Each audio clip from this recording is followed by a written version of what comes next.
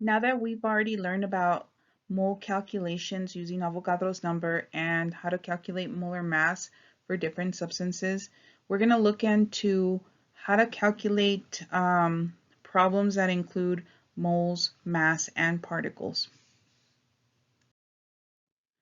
So if you look at this particular slide, it is going to be your guide on how to set up the problems depending on what they're asking you to find and what it is that you're given.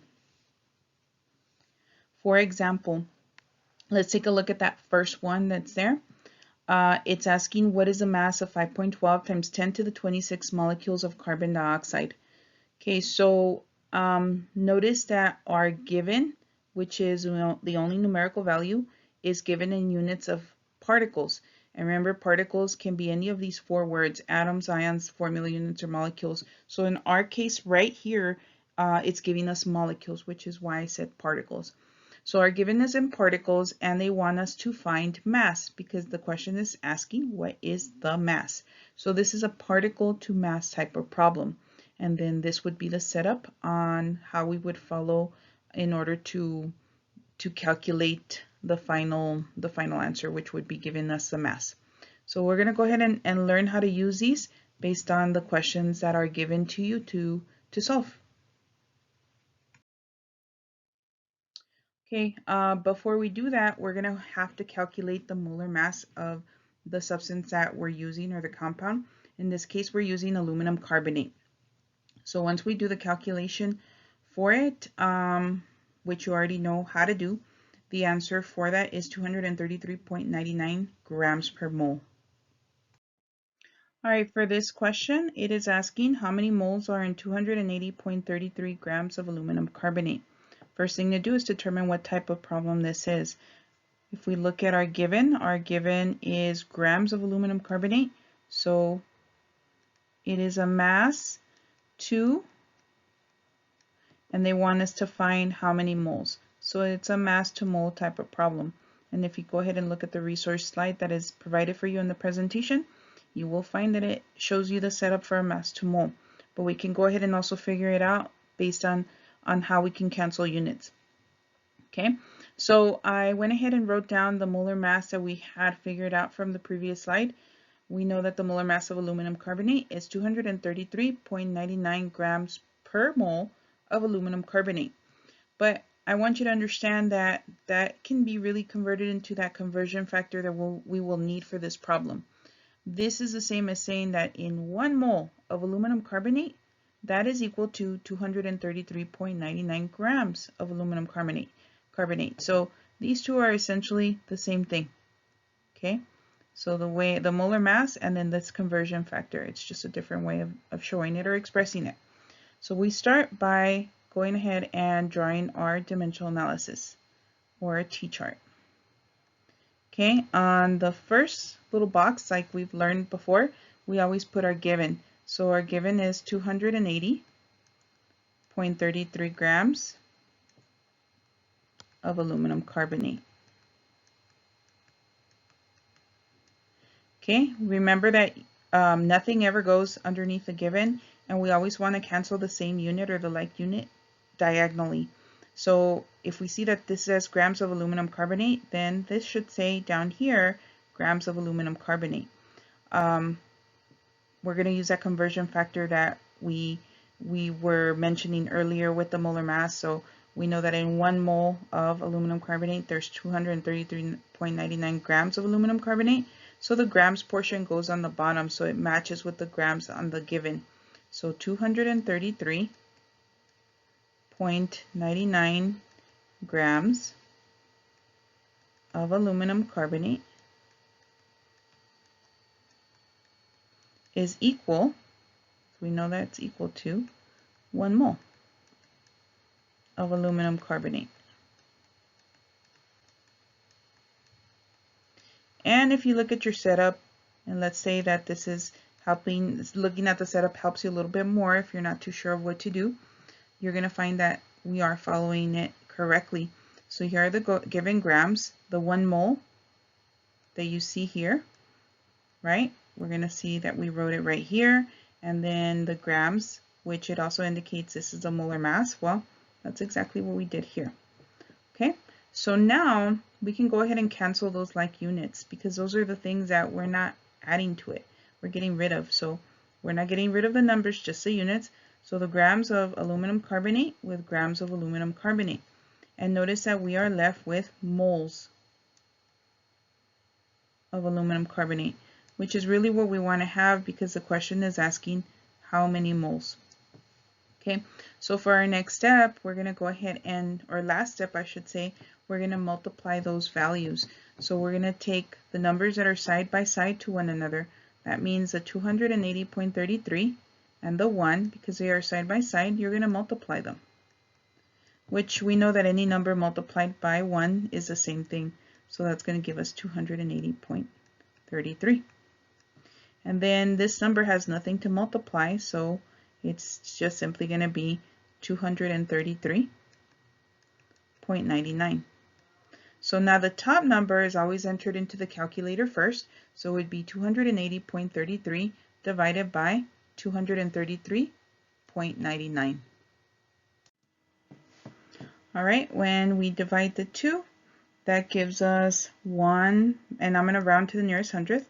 That gives us 1.20, and we are going to go ahead and use the unit that we didn't cancel. So it's going to be moles of Al2 parentheses CO3 3. And that would be our answer for the first one, and how we used the resource, but at the same time, if we didn't need to use a resource slide, we can really kind of justify it because of how we're canceling the units diagonally. So let's go ahead and take a look at the next one. All right, so for our next calculation, we're gonna see this question which states how many grams are in 8.03 times 10 to the 27th formula units of aluminum carbonate.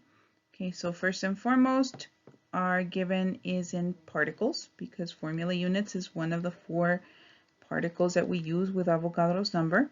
So it is particles to, and they want us to find grams, so it's a particle to mass because grams is a unit for mass. Okay, so for particle to mass, it would be our given and then 2 additional main steps or 2 conversions. Okay, 2 conversions that we have actually done, but now we're combining it into 1, and I'll show you how that works. But let's go ahead and start with our dimensional analysis. And I'm actually going to kind of show you how you would have done this the first week that we taught mole conversions to you. So if I were converting or using Avogadro's number or this particle, right? So I'm going to go ahead and write it down. It's 8.03 times 10 to the 27th formula units of Al2 aluminum carbonate. Okay, so if I were to do that, just remember that what we did before for our conversion factors, remember that we said that 1 mole of anything is equal to Avogadro's number, or 6.02 times 10 to the 23rd particles. And again, well, particles could be molecules, atoms, formula units, or ions, but because this problem is dealing with formula units, that's exactly what we know particles to be. So I'm just going to go ahead and cross this out so that you know that and understand that we're using formula units for this problem, and we know why, because it's in the problem. All right, so having done this before, we would have made sure that our units cancel diagonally, or they're matched diagonally. So I know that this would mean that Avogadro's number is on the bottom, 6.02 times 10 to the 23rd. And then it would be formula units, because that's what we're using. And we can even say that formula units of aluminum carbonate, right?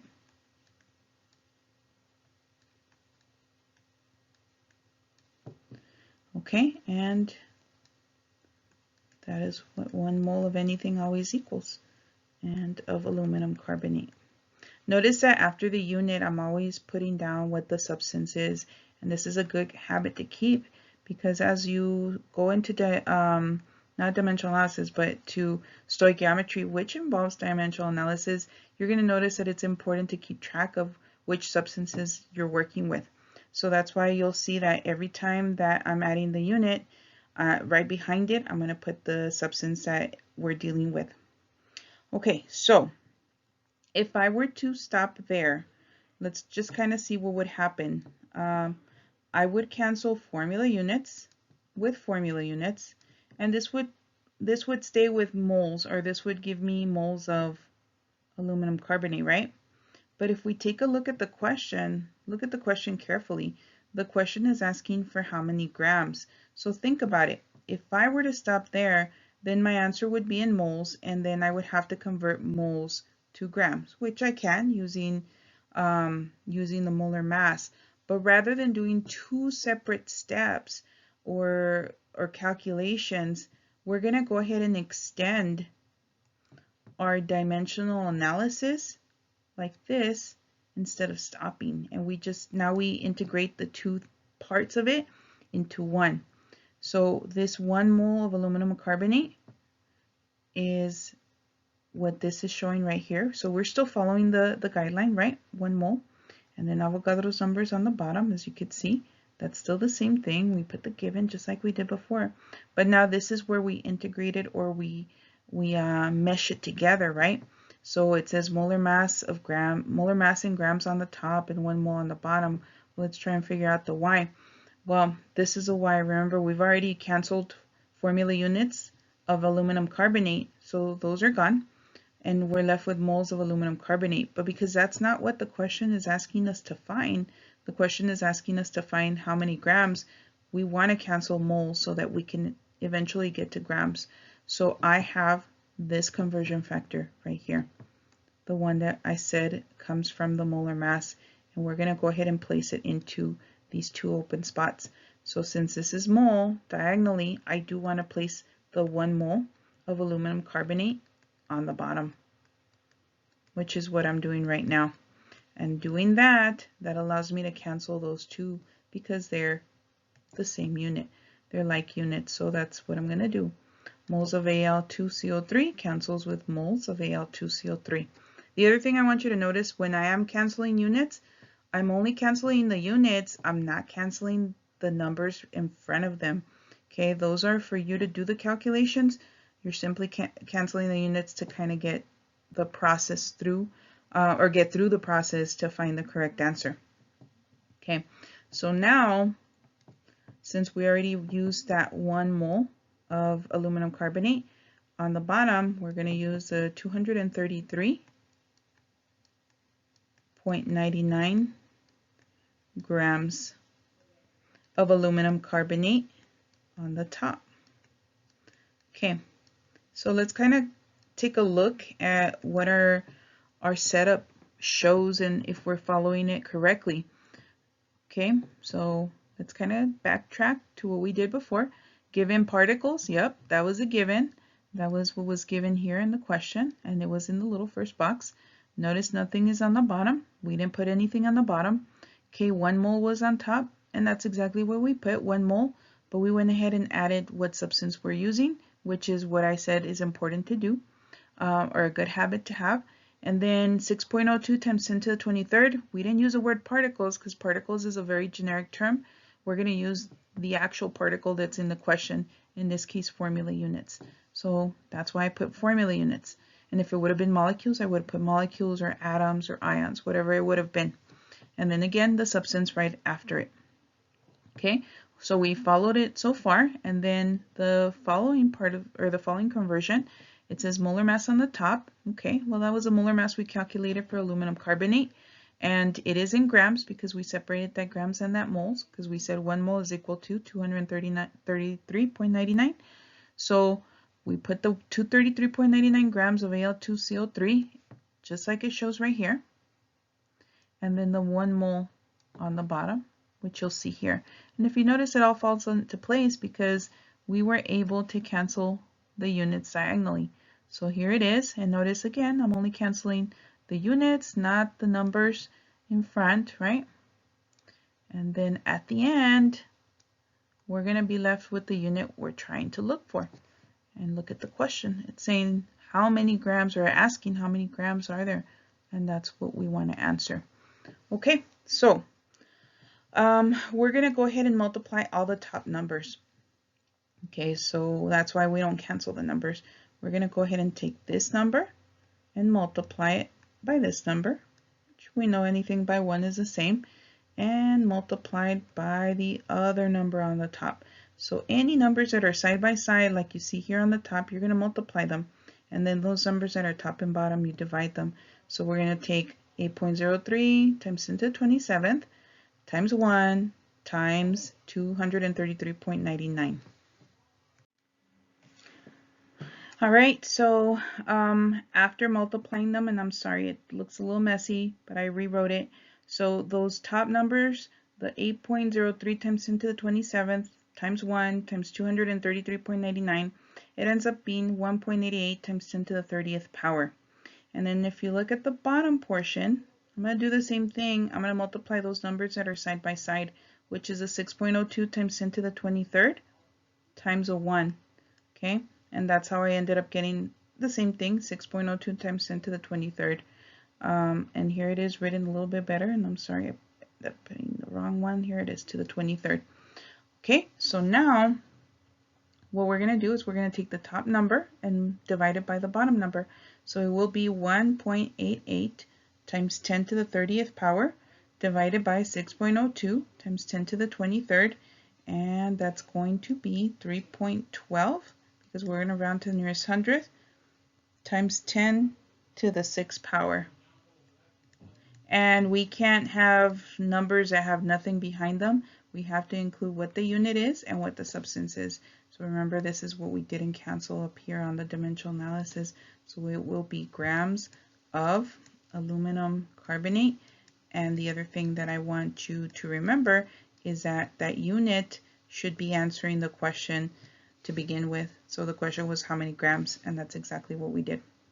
All right, so I went ahead and guided you through these first two problems, which are going to be similar but not exactly the same, because you're going to notice, for example, rather than asking you to find grams, I may ask you to find particles, and for the other one, rather than asking you to find molar grams, whatever the case was for the beginning, I'll ask you to find the opposite, and you're going to do that on your own just to see if you can guide yourself based on the steps that are provided for you. So you're going to answer how many moles are in 400 grams of aluminum carbonate. And for this one, you're going to answer how many formula units are in 210.55 grams of aluminum carbonate.